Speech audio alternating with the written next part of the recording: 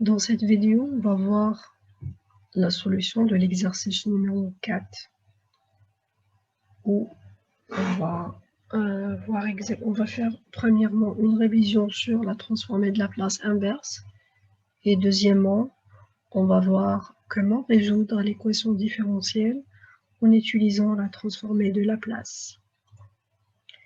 Donc, dans la première partie, nous avons la fonction du transfert, une fonction de transfert, et on veut sa transformée de Laplace inverse. Plutôt, nous avons une fonction où on cherche sa transformée de Laplace inverse. Donc, on a appris dans les TD passés qu'il faut premièrement chercher les racines du dénominateur de cette fonction. Donc, on remarque que ces racines sont toutes des racines complexes et simples. D'accord? Donc, nous avons exactement deux paires de racines complexes conjuguées. Donc, c'est pourquoi la décomposition doit avoir cette forme-là. Donc, cette forme, nous avons des valeurs qu'on doit les calculer, des constantes qu'on doit les calculer, le AB, le CD. Donc, on commence par le AB et on utilise la méthode qu'on a appris dans la fonction G7. D'accord? Donc, voilà, on obtient le A égale à moins 1 et le B égale à 0. Pour les constantes C et D, on fait la même chose. Et on obtient le C égale à 1 et le D égale à 0. Donc, qu'est-ce qu'on fait? On prend ces valeurs, on les remplace dans la forme générale. Donc, et on obtient le moins P sur P carré plus 4 plus le P sur P carré plus 1. OK? Donc, qu'est-ce qu'on fait après? Il suffit de voir la table de la transformée de Laplace et tirer les transformées de Laplace inverse.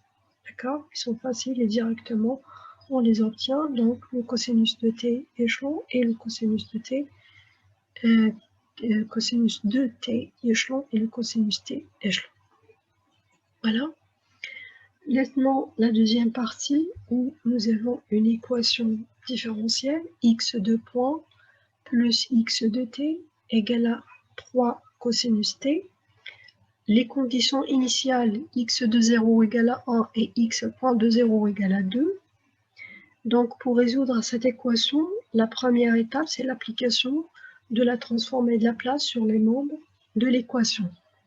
Donc, on obtient cette équation dans le domaine dans le domaine fréquentiel. Donc,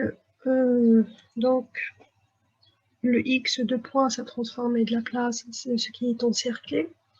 Le x de t, c'est sa transformée, c'est le x de p. Et le 3 cosinus t, sa transformée, c'est 3p sur p carré plus 4.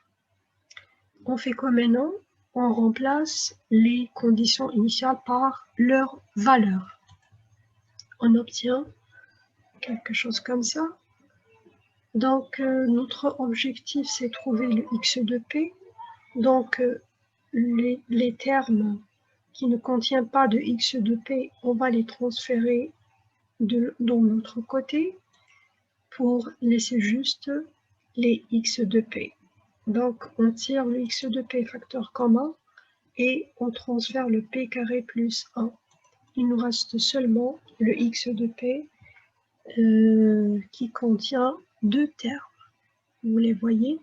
Donc, le premier terme, c'est la même fonction qu'on a traitée la première partie de l'exercice et qu'on a trouvé sa fonction de transfert inverse, transformée de Laplace inverse. Donc, il nous reste de traiter plutôt ce terme-là. Son traitement, il est facile, il suffit juste de le décomposer pour avoir des éléments simples qu'on peut trouver dans la table de Laplace. Donc, le premier terme, on l'obtient, on pose directement sa transformée de Laplace à partir de la question numéro la question A. Et les autres, on a dit qu'on va les trouver directement dans la table de Laplace. Donc, comme ça, on a obtenu la transformée de Laplace inverse de x de p, qui est le x de t qui représente la solution de l'équation différentielle. Donc, on peut déduire de cet exemple que la méthode ou bien l'application de la transformée de Laplace pour résoudre une équation différentielle nous simplifie énormément la procédure et on fait recours seulement à des opérations algébriques au lieu de calcul de l'intégrale comme dans les méthodes classiques.